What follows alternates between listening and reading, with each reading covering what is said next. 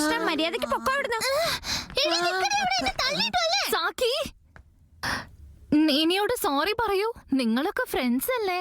ഞാൻ ഈ വിഡ്ഢികളോട് സോറി പറയാറില്ല.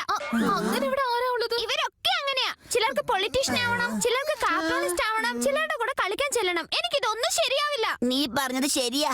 അതുകൊണ്ടാ ഞാനും വിഡ്ഢികളോടൊന്നും ഒരിക്കലും കൂട്ടുകൂടാത്തത്. അപ്പൊ പിന്നെ നീ ആരാ? ഞാനോ?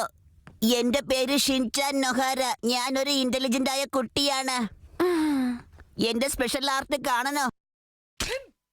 എന്നെ കൊണ്ട് എന്ത് വേണമെങ്കിലും പൊട്ടിക്കാൻ കഴിയും.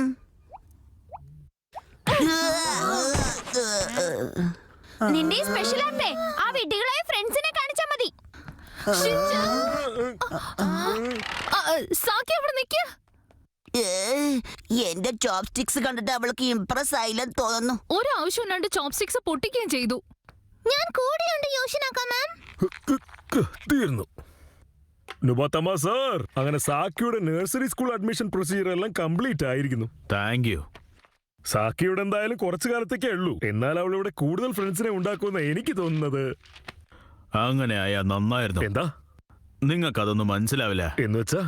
വിട്ടേക്ക്, എനിക്ക് സമയാവുന്നു, ഞാൻ പോട്ടെ. ആ